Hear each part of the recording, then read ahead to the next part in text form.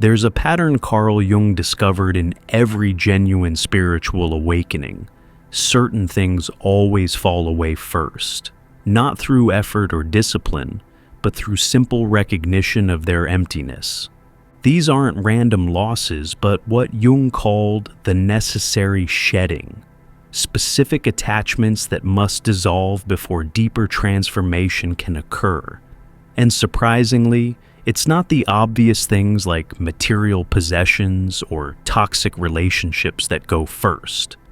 Today I'm revealing the 5 things Jung observed spiritually awakened people release before anything else. Release is so fundamental that without them, no genuine awakening can proceed. Understanding these will show you exactly where you are in your own journey. Here's what Jung discovered that changes everything. Awakening doesn't begin with gaining spiritual insight. It begins with losing false certainties. The first things to go aren't external, but internal. They're the psychological structures you didn't even know you were carrying. Jung called this the unburdening, and it happens automatically when consciousness expands beyond the ego's boundaries. The first release might already be happening to you. The need to be understood. Jung discovered that the very first thing awakening people release is the desperate need for others to understand them. This isn't giving up on communication. It's recognizing what Jung called the impossibility of true transmission. You can share words but not experience, concepts but not consciousness, descriptions but not the described. This recognition frees you from the exhausting effort to make others see what only direct experience can reveal. Here's what this actually means. Before awakening, enormous energy goes into explaining yourself, justifying your choices, making others comprehend your perspective. You need parents to understand why you're different. You need friends to grasp your spiritual experiences. You need partners to see your inner world. This need for understanding drives countless conversations, conflicts, and compromises. Jung wrote, "The awakening individual must first surrender the hope of being understood. This isn't isolation, but liberation. Freedom from the impossible task of translating the ineffable into words others can receive." This release manifests in specific ways Jung documented. You stop over-explaining your spiritual experiences, recognizing that words diminish rather than convey them. You cease defending your life choices to those who can't grasp your motivations. You quit trying to bridge the gap between your expanding consciousness and others' fixed perspectives. The exhausting project of making yourself understood simply ends.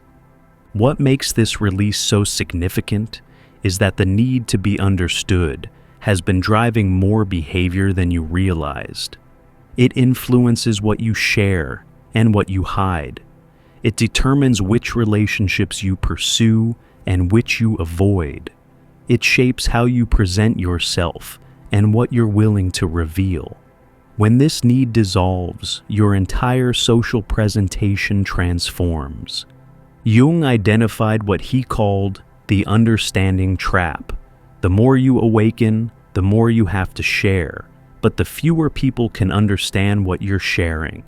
This creates a painful paradox. Precisely when you have the most profound insights, you have the least ability to communicate them. The only solution is releasing the need for others to understand. This doesn't mean becoming silent or withdrawn. Jung observed that people who release this need actually communicate more freely.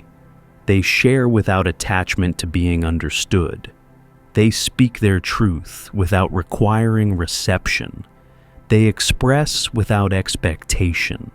This creates what Jung called pure expression, communication that serves truth rather than seeking validation. The release extends to self-understanding too. Jung noted that awakening people stop needing to understand themselves completely. They accept mystery in their own being. They're comfortable with not knowing why they do what they do. The compulsive self-analysis that characterizes seekers gives way to what Jung called mysterious self-acceptance. This is almost always the first release because it's necessary for what follows. As long as you need others to understand your journey, you'll compromise your path to make it comprehensible. You'll slow your growth to keep others comfortable. You'll limit your expansion to what can be explained. Only when you release this need can genuine transformation accelerate. Jung emphasized that this release isn't about superiority or separation. It's simply recognizing that consciousness is fundamentally private. Your experience can't be truly shared, just as you can't truly know another's experience. This recognition is humbling, not inflating. It reveals the ultimate aloneness and uniqueness of each consciousness. But releasing the need to be understood is just the beginning. The story of your past. Jung discovered that awakening people quickly release what he called the narrative prison, the story about your past that explains who you are, not through therapy or processing, but through recognizing that the story itself is fiction. Every identity based on history dissolves when you realize that the past exists only as present memory, and memory is selective, subjective, and constantly reconstructed. Here's what Jung observed. Everyone carries what he called a personal myth, the story of how you became who you are, childhood traumas that shaped you, key experiences that defined you, relationships that changed you. This narrative seems to explain everything about your current self, but awakening reveals this entire story as arbitrary construction, one possible interpretation among infinite others. Jung wrote, "The individual discovers that their personal history is not fact, but interpretation. The same events could support entirely different narratives.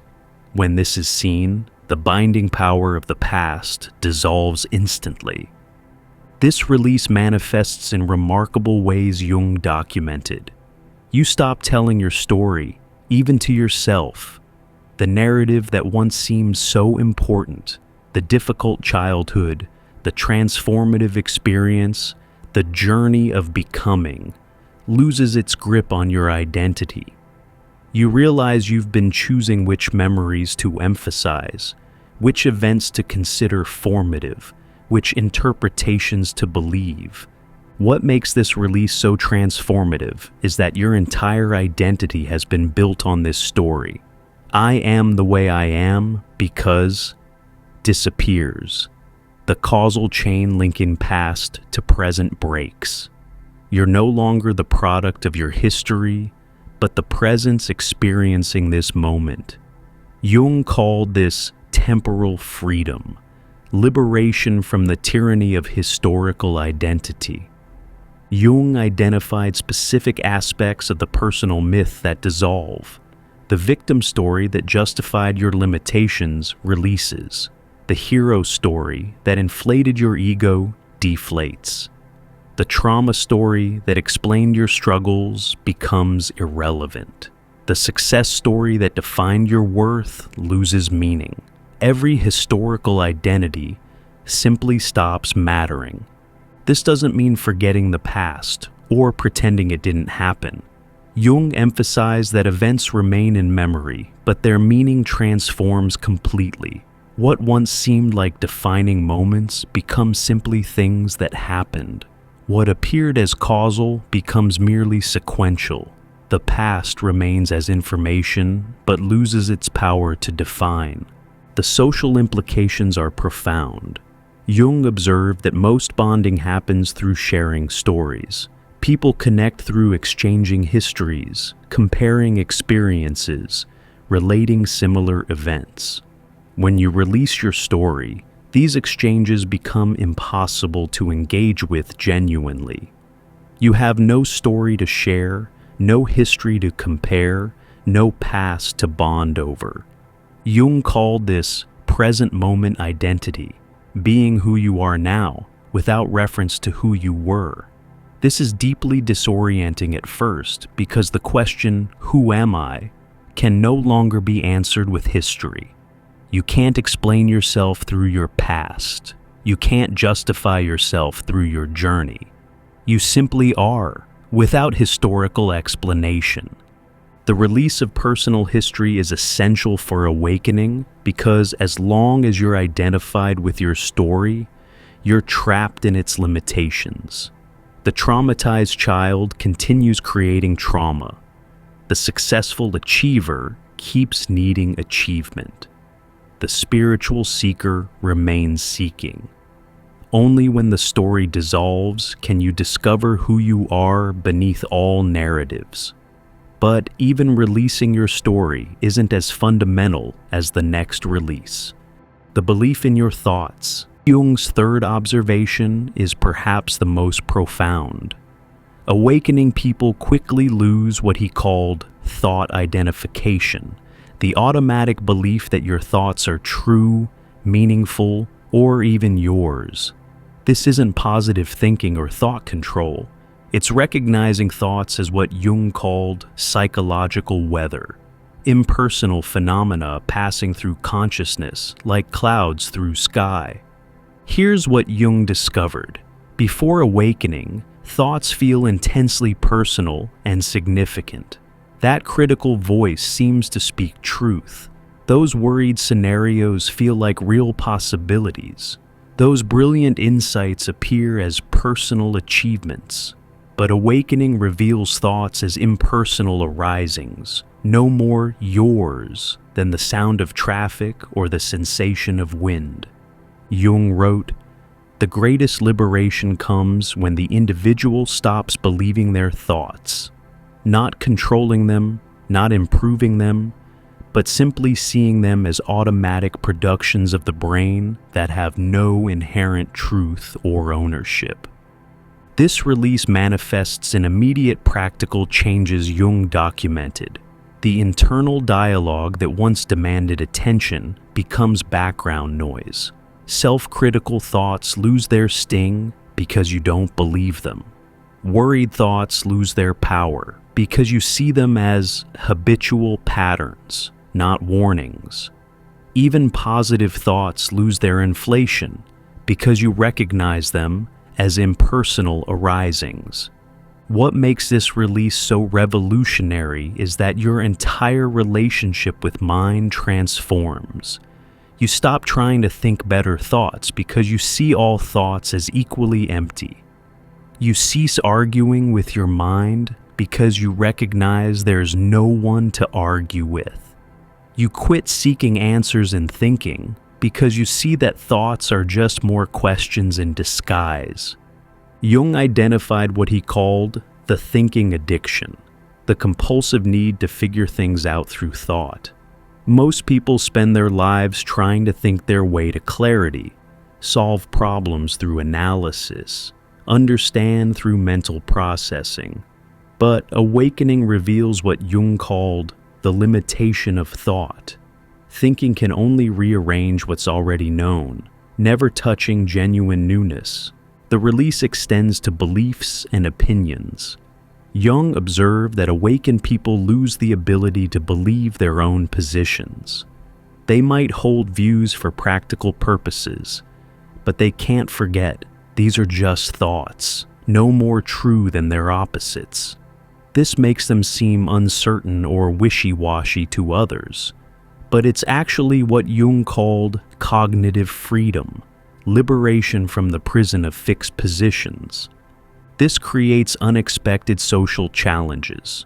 Jung noted that most conversation involves exchanging thoughts as if they matter, sharing opinions, debating ideas, discussing beliefs. When you no longer believe thoughts, these exchanges become theater. You can play along, but you can't genuinely engage because you see everyone trading illusions.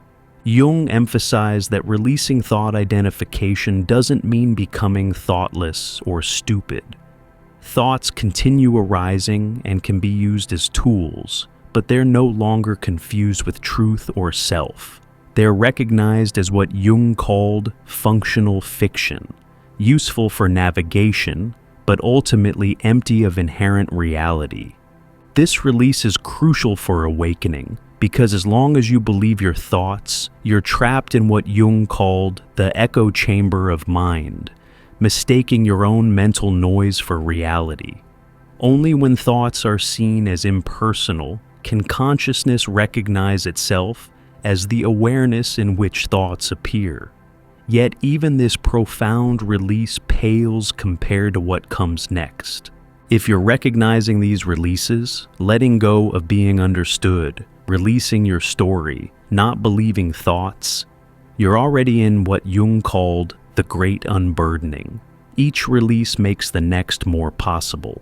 Before we explore the final two releases that Jung considered most essential, subscribe and hit the notification bell. Comment below which release resonates most with where you are now. Your recognition helps others identify their own process. Now, these last two releases reveal what Jung considered the core of spiritual awakening, the performance of spirituality. Jung discovered something that surprises many. Genuinely awakening people quickly release what he called spiritual identity, the need to appear spiritual, evolved, or conscious. This isn't becoming unspiritual, but recognizing that true spirituality needs no announcement. The very effort to seem awakened reveals the ego's attempt to claim awakening as its achievement. Here's what Jung observed. In early seeking, people often develop elaborate spiritual personas. They speak softly to seem peaceful. They use spiritual terminology to sound evolved. They dress in certain ways, adopt specific practices, and cultivate particular appearances.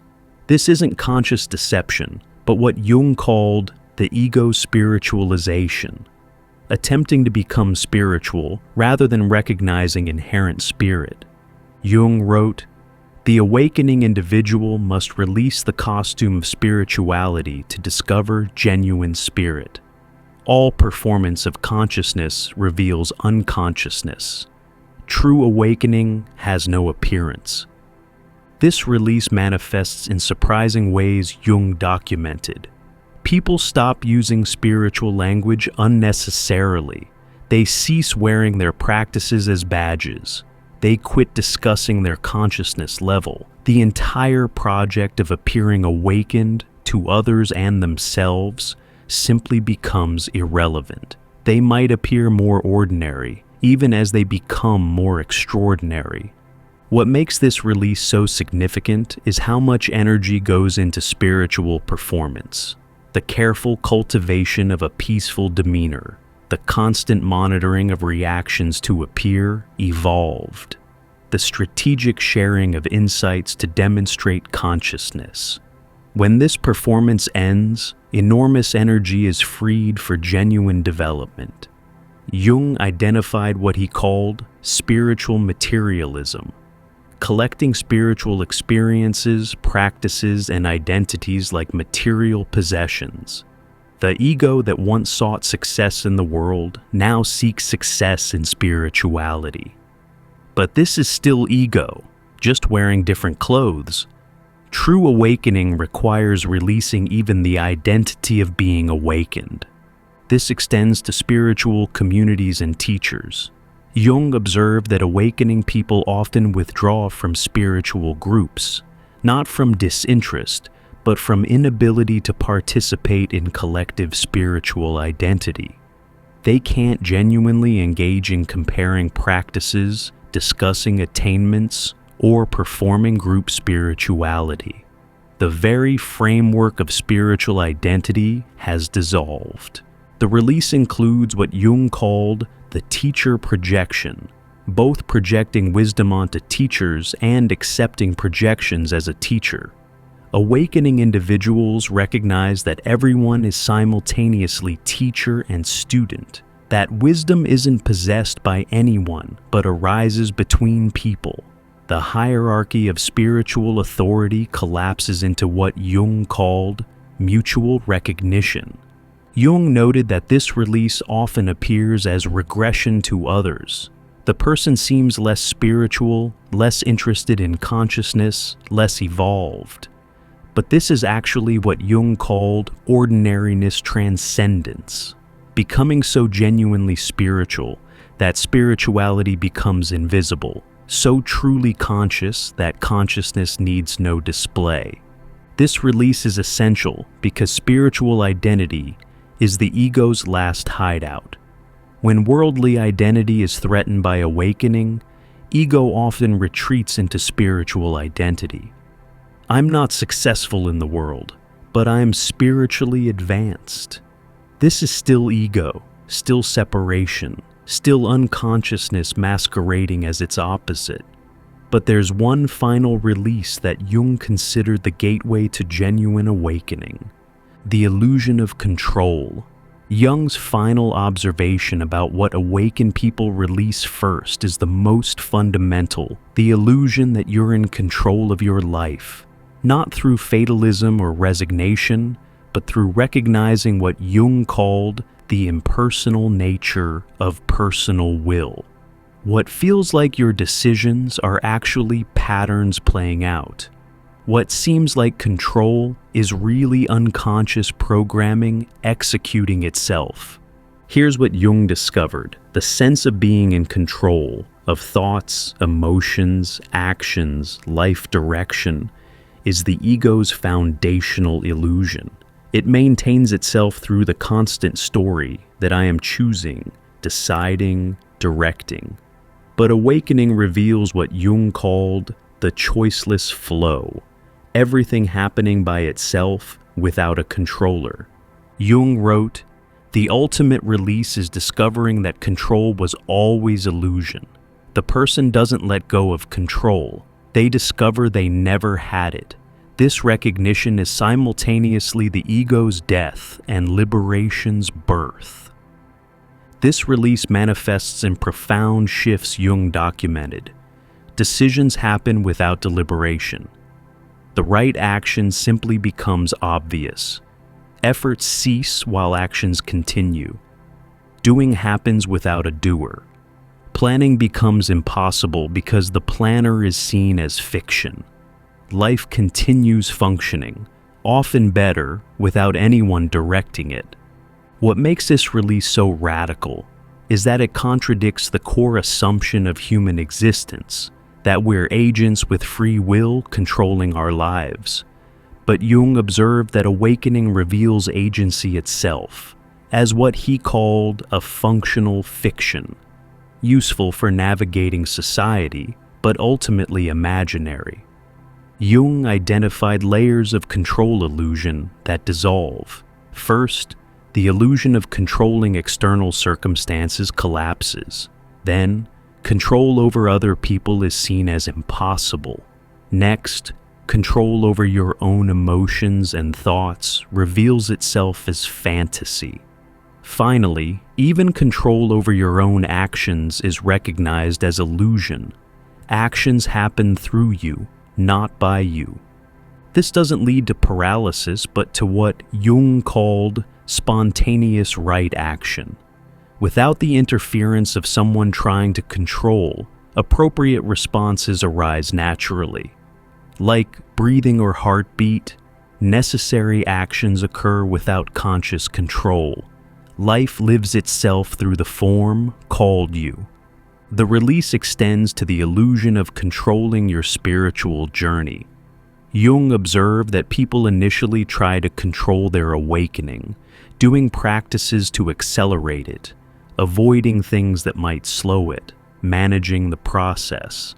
But genuine awakening reveals that even awakening isn't in your control. It happens when it happens, how it happens, at its own pace.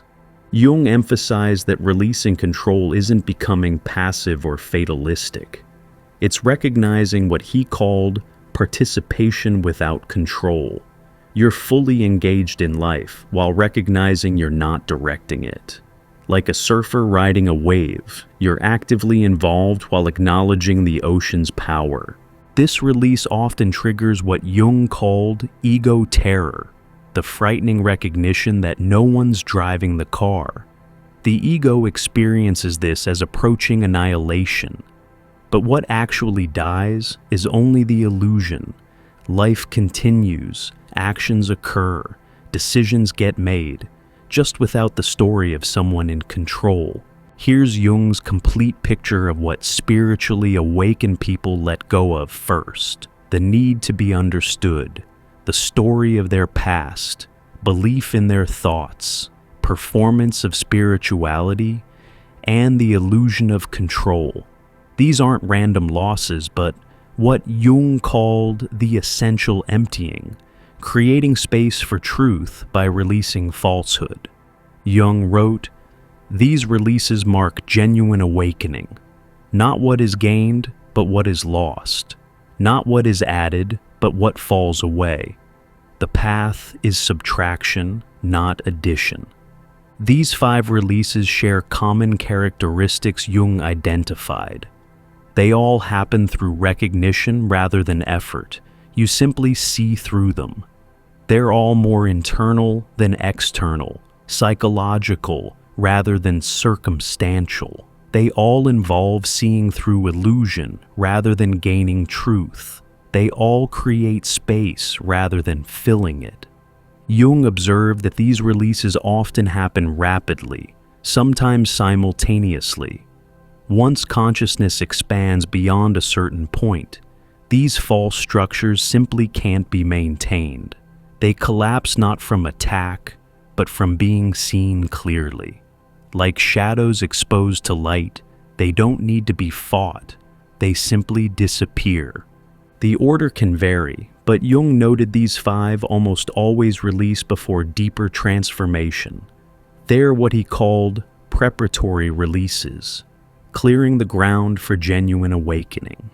Without releasing these, people remain what Jung termed spiritually ambitious egos, seeking awakening while maintaining the structures that prevent it. What's remarkable is that these releases happen automatically when consciousness is ready. You don't need to practice letting them go. When awareness expands sufficiently, they release themselves. Your job isn't to force release, but to allow it when it comes. If you're experiencing these releases, if you no longer need understanding, your story is dissolving, thoughts have lost their grip, spiritual performance feels empty, and control reveals itself as illusion.